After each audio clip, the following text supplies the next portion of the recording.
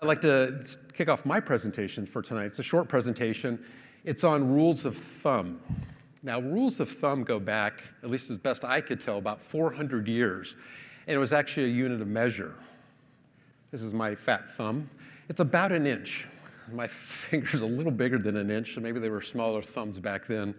But it was used for measuring tapestries and cloth and whatnot. It was just a common unit of measure. And then over time, it evolved to what it is more today.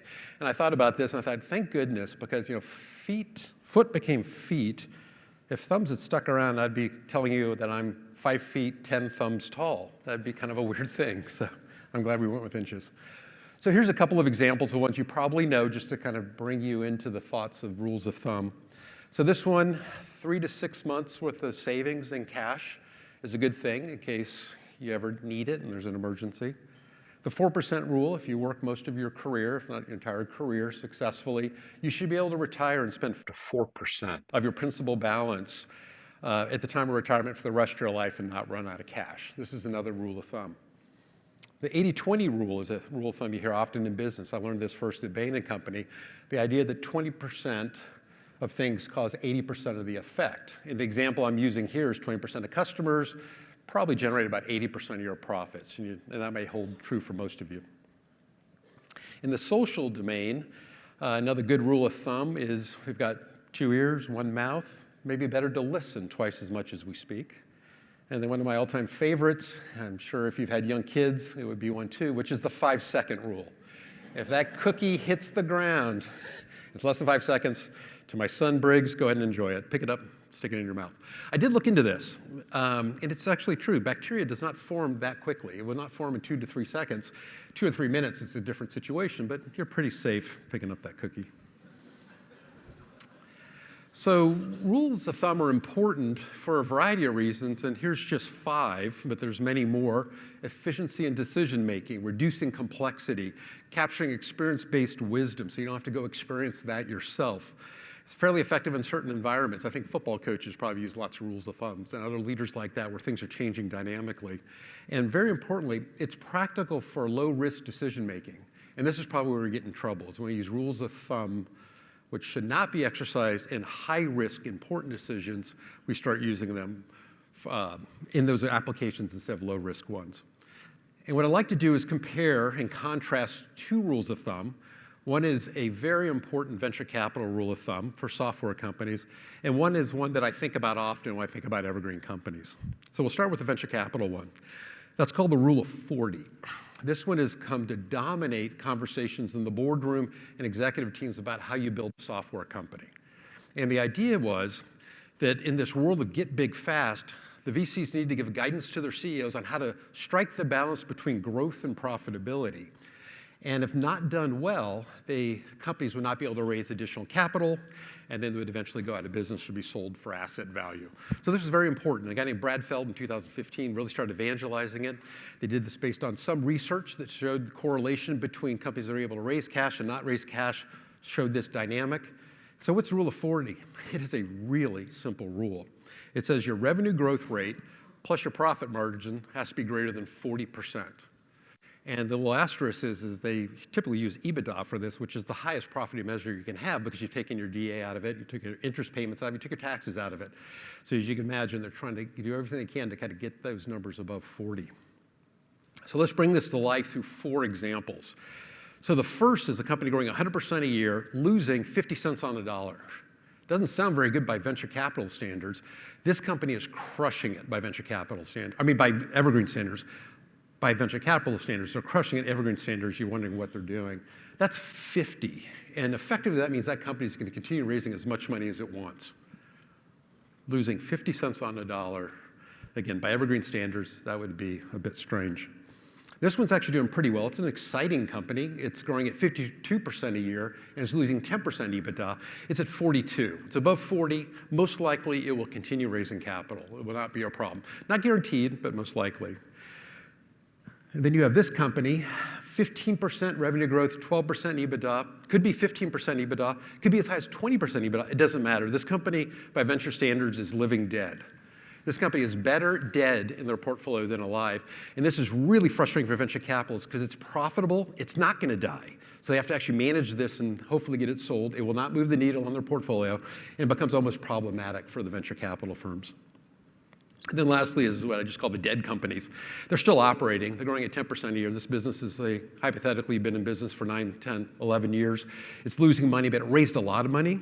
And so it's just bleeding out its cash over time. And it'll be sold for asset value or some modest level at some point in the future. So what's missing in this very simple rule of thumb? Again, remember, these are supposed to be for low-risk decision-making. Well, by our standards as Evergreen leaders, there's no metric of employee satisfaction. There's nothing in it about customer satisfaction. Two of the most important things we do is think about customer satisfaction and employee satisfaction. And there's nothing about R&D. Are they actually doing things to develop new products and services that are of high value to be released in the future? Not captured there. So what if you're below 40 and you are the CEO, CFO, or the head of sales? You're going to get fixed. Otherwise, you're not going to have a job. All three of you will be fired, at least one of the three, and eventually all three of you will be fired. So what do you start doing? Well, you start pushing sales, and you put a lot of pressure on the sales team to get sales going, even if it's low-quality sales. The other thing you do is you start cutting expenses. You cut headcount through attrition or layoffs. You cut customer service. You start finding ways to do things that are cheapening your product, but actually reducing your expenses. You'll start doing all of these things. As you can imagine, this is really not stuff of strong foundations, but this does happen all the time. So let's switch to the rule that I like to think about when I think about evergreen companies, and that's the rule of 72. Show of hands, how many people know the rule of 72? Oh, good, not many.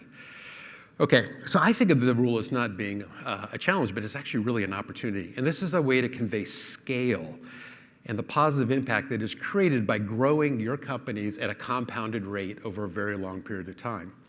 And what the rule of 72 basically says is this is how long it takes for something to double in size. So you take 72 divided by the annual growth rate, or whatever that thing is that's growing, and you assume a fixed rate. So for example, if you're growing at 10% a year, let's say this is revenue for case of example, then 72 divided by 10, you will double the size of the company in 7.2 years. So if it's 10 million, you'll be doing 20 million in 7 years. So where's this come from? Does this come from an analysis that was done correlating different outcomes and how much money you could raise? No, this is just math. This is basically a derivative of the compound interest formula. And that formula is future value equals present value times 1 plus the rate raised to t, and t is the number of years. And what we're going to solve for is doubling. So we're going to put a 2 in for future value, 1 in for present value. Now we have to apply logs to both sides to bring the t out of the numerator.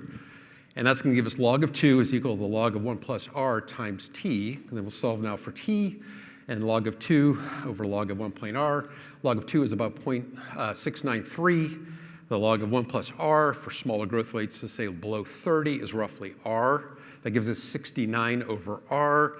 In somebody's wisdom, they said 69 is not a great number to be bouncing around, and it's not very divisible, so we'll use that as an excuse. So they picked 72 because it's more divisible, divided by 2, 3, 4, 6, et cetera. So that's how we get to the 72 over r. So let's look at this graphically, because this, I think, graphics actually really help show this, because this is a logarithmic thing that's happening for us. So on the y-axis is you're going from 1 to 2, so that's the doubling. And then we're looking at 4 different rates of growth, 7, 10, 15, and 20. So we're looking at that. As you can see, the 7 takes about 10 years to double. It takes 10 years. At the other end of the spectrum, at 20%, it takes you 3.6 years to double. Now, where I think this gets interesting is let's move beyond just doubling and say, let's now think about this over longer periods of time. So look at 10 years now. So the doubling line you can see is down there at the 2. It's kind of a dotted line.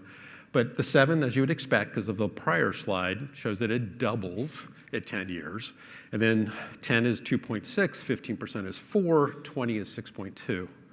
Now, what gets really interesting is starting to push out to the longer time frames. These are evergreen time frames now. Let's talk about 30 years. This is way beyond the way venture capitalists and private equity guys think. If you can maintain these constant growth rates, 7, 10, 15, 20, or whatever those numbers are, you start seeing that you really start getting this compounding effect that's happening. So the 7% company 30 years later is 8 times larger. The 10% grower is 17 times larger. The 15% is 66% time larger. And amazingly, the 20% is 237 times larger. So just to kind of make you, so you feel these numbers, if your company was doing 10 million in revenue at the beginning of this period, it'd now be doing 2.3 billion. It's incredible if you grew at 20%. If you grew at 15%, then you're a $10 million company, it'd be 660 million. So I think you get a sense for the scale that comes. It takes time, because look, at the beginning, from 0 to 10, you almost can't even tell the difference in growth rates, but this really starts to happen. This is what is to really enforce the importance of paced growth. And remember that 15% number I talked about when I talked about the venture capitalist? There was the example of the living dead. That's not living dead. That company just grew 66 times. And so by our lens, this is actually a wonderful company. It just needed more time to go at this level over longer periods of time, and a quite valuable company at this point. So why don't we even push for higher rates? Those curves are getting pretty exciting. Dave, you didn't say 25, 30, 35, 40. Well, the reason is it's really hard to sustain those types of growth rates over long periods of time, and you take tremendous risk in doing that. You risk running out of cash and having a cash shortage. You risk getting ahead of your management team and your management bandwidth. You can really upset your culture and undermine your culture because you're adding so many people and trying to bring them into your norms and behaviors and values and expectations. And you also can start running ahead of your ability to do pragmatic innovation. And so you're no longer doing the work necessary to kind of seed the future so you can maintain those growth rates. And as you can imagine, all those curves, those are completely artificial. There's no such thing as that. Most things grow, slow growth. You have to absorb the growth. Sometimes it goes down, back up. But these are, of course, very stylized curves. And you have to create space to absorb growth. So just a few closing thoughts here. Ignore the rule of 40. If you read the Wall Street Journal, it was actually discussed about 3 weeks ago and kind of celebrated as this is the way you need to think about building companies. These are rule of thumbs we don't need to pay attention to. And stuff like saying a company growing 15% a year is living dead, in our context, that's just complete nonsense. That's a beautiful company on the way to building something meaningful. So I'd say embrace the rule of 72, this idea of doubling and doubling and doubling again, and really be thoughtful about the challenges and opportunities around paced growth.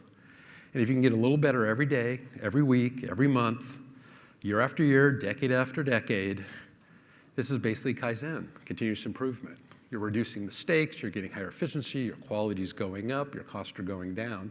And at the same time, have the patience and courage to throw in some real invention. And as you guys know, invention is the opposite. You have to make mistakes, you have to try things, you have to have things fail as part of the invention process. So maintaining that balance of kind of continuous improvement and also doing some experimentation and invention and being comfortable celebrating both, whether it's working or not working.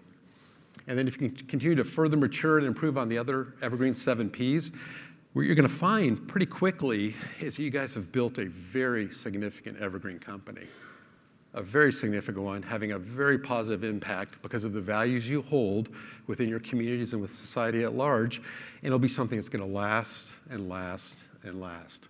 And that's a pretty cool thing. So I like to share this as often as I possibly can. This was a statement made to me by a person I have tremendous respect for at Stanford Business School. He was one of the professors in the Department of Finance. He was a dean for a period of time. And as I was starting this learning journey and telling him about this idea of evergreen companies, he said, that's really interesting. I can see you've got a lot of energy around that. He goes, but let me remind you, Dave, the greatest calling of a company is to be a public company. It's always been, always will be, is to be a public company. And at the time, I didn't really feel I could argue with him. Didn't feel right in my gut, but I didn't really have the information to argue with him. And I will say with incredible confidence and assurance that this is not true. This is not the greatest calling of a company. The greatest calling of a company, I believe, is to be an evergreen company. And that's what you guys are running, and that's what you guys are building and scaling. And I just want to really recognize that. I think you are doing the most important work in our society today. So thank you very much.